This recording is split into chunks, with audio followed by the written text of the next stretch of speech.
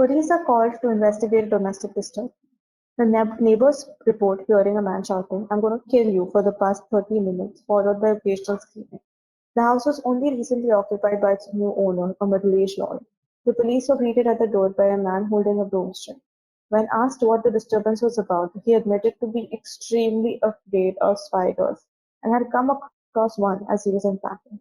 What would be the single best course of treatment for this patient? So arachnophobia is fear of spiders, and you don't really know the names of the phobia specifically. It's fine. You need to know that the patient has a specific of all the specific phobias. You need to know the main ones like agoraphobia and stuff. So this patient has a specific phobia of a spider. Like specific phobia is defined as a fear of a certain object, a certain situation, which is present for more than 6 months. Okay. And what is the treatment for specific phobia? Is cognitive behavioral therapy. Very specifically with exposure therapy, that you basically first try to rewire the patient's brain about that fear that he has, make him understand the irrationalness of that fear, and then slowly you start exposing the patient to it in small quantities rather than in large quantities to help him get over that fear. Okay, so that is about specific phobia and its treatment. Some of you said anxiolytics here. Yes, it would make sense, but anxiolytics are not shown to be effective in specific phobias. Like all of these, in fact, like antidepressants, anxiolytics, beta blockers, they could have some help because it will suppress all that sympathetic overdrive you're feeling of fear, but they don't really help you with the problem. So the best treatment for specific phobia is cognitive behavioral therapy with exposure therapy.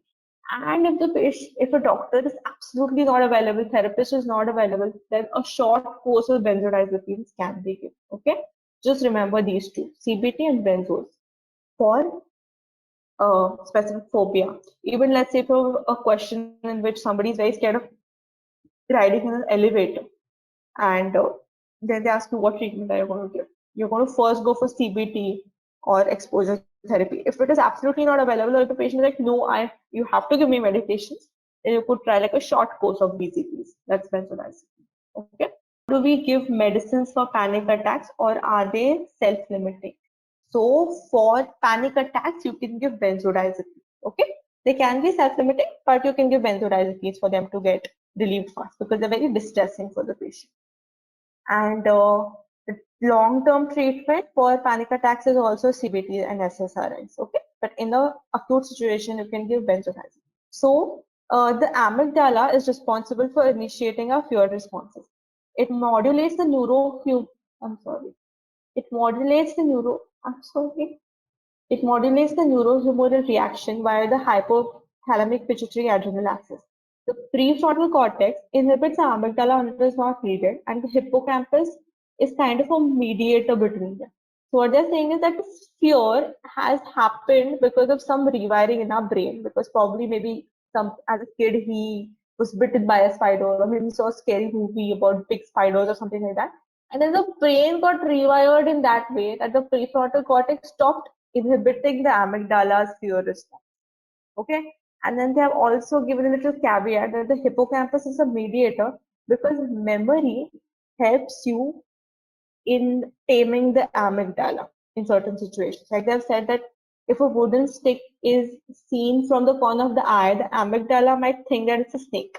But additional details and memory of certain things, that it's the middle of winter, snakes are cold-blooded animals, probably a snake won't be present here, would be sitting on top of this table, will help you suppress that initial response.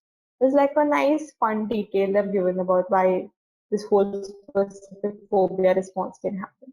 So they've also said that these specific phobias are likely learned via classical conditioning. We all know Pavlov's experiment, that it's basically of conditioning, that if an unconscious stimulus is linked with a particular external treat or something like that for a long time, then a conscious stimulus can get associated.